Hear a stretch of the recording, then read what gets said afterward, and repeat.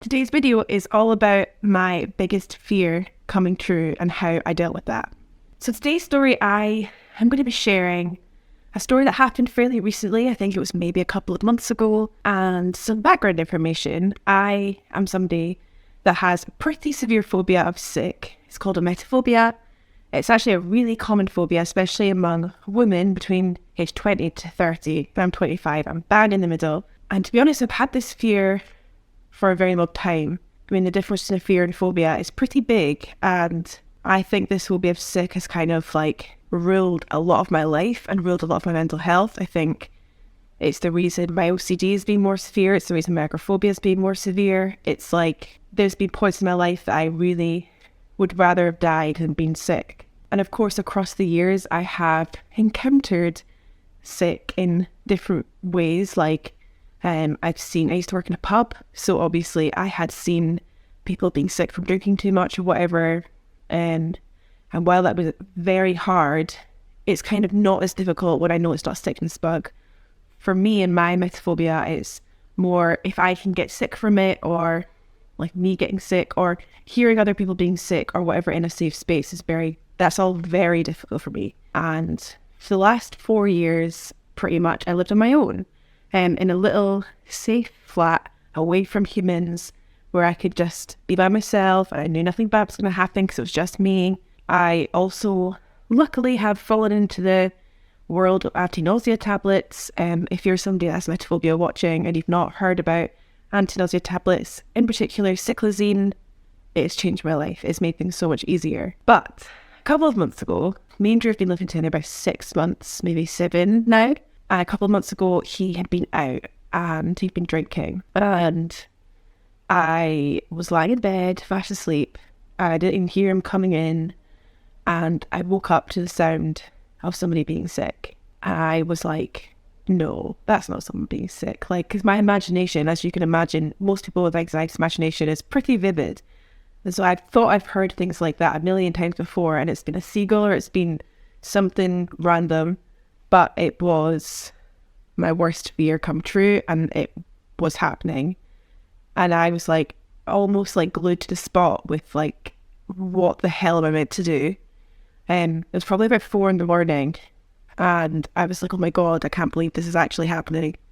And in our flat, in order to get outside or get onto the balcony, I had to walk past the bathroom. So got out of my bed, and I ran onto the balcony, ran past the bathroom, holding my breath.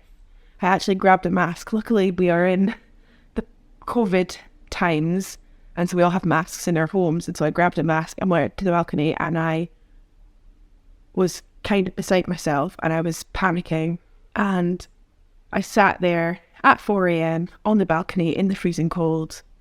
Like, what the hell am I supposed to do? Obviously, we live together. I can't escape this. There's nothing I can do about this. I have to just get on with it.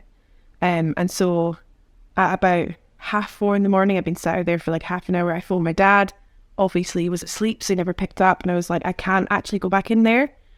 And I was also bursting for a wee. But I was like, there's no way I can go back into that bathroom, because what if I pick something up? What if it's not based around too much? What if it's actually an underlying bug? What if all these what if situations come into my head? And eventually, after an hour of being on the balcony, also being too scared to go inside to get a jacket, I managed to go back inside, and I went into, luckily we have 2 different rooms in our flat. We have 2 bedrooms, so I went into a different bedroom and fell back asleep. I woke up the next morning, obviously hadn't gone to the bathroom that whole time, so I was unbelievably bursting for a wee. And I managed to put my mask on and go back into the bathroom. And that's how I dealt with that situation. Talking about this story, I feel like, one, I am so happy and proud of myself for getting through that. The second thing is, I posted about it on Instagram and told people about it, and the amount of people that completely understood where I was coming from, that really empathized, that the amount of messages I got after that of people saying like, I can't believe you got through that, like my boyfriend's been sick in this situation, or this has happened to me, or I'm so scared of this happening to me, how did you deal with it, was so comforting to me, knowing that actually it's not as bizarre and stupid as I think. Because obviously I look at other people that are just like totally fine but sick. Like, if somebody was sick, they probably wouldn't like it, or if they were sick, they probably wouldn't like it, but they would cope with it. They wouldn't find it terrifying. I look at people that feel that way towards sick, and I'm like, I can't believe that's how you feel. And then most people look at me and they're probably like, why do you feel that way about sick? Like, it's not that big a deal. And I've told certain people about this encounter, this story before, and they've been like, but it's not that big a deal. And I think with emetophobia, the reason why we find it so difficult to deal with is because it's something that is really pretty much completely out of our control. Like, we cannot control picking up a bug or somebody around us being sick. So that's why I think we find it so hard to cope with. With other phobias, they can be maybe avoided easier. Although I've never had another phobia, I know that they are probably just as terrifying to people. But that was so incredibly difficult for me to go through. But I did it. I honestly thought when I lived on my own, I honestly thought I'd never be able to get through that.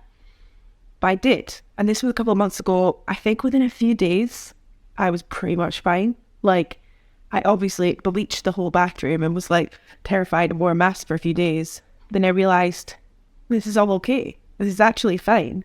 My worst fear has happened. And it's okay. And I think that's classic anxiety. We think and think and think and think about the worst case scenario, about something really horrible and terrifying happening. And it's really never as bad as we think it's going to be. I think if Drew from now was sick from a sickness bug or whatever, I would panic again. I would find that really difficult. But I think there was something that I read recently that I've read this quite a lot of times. And it's a little bit cheesy, but honestly, it really has made me like, oh yeah, is you've gotten through 100% of your panic attacks. Every single panic attack you've had, every single illness you've had, every single anxious spell you've had, you have gotten through it completely. You are here. You know, you completely survived it. So I think even if that happens or something really awful happens again, like that or similar, I know that I'm going to get through it. Even if at the time it is really hard and really horrible, I know that I'm going to get through it. So that is a story of me being on the balcony at 4 a.m. for an hour, wearing a mask for a couple of days in my house, but I managed to get through it. If you're somebody that this story has affected, or you've had a similar story, I'd love to hear it. We have loads of stories here, and we would really love for you to share your story. And there's lots of different ways you can get involved. So read the description of this video and you'll be able to see. And thank you for watching. Bye.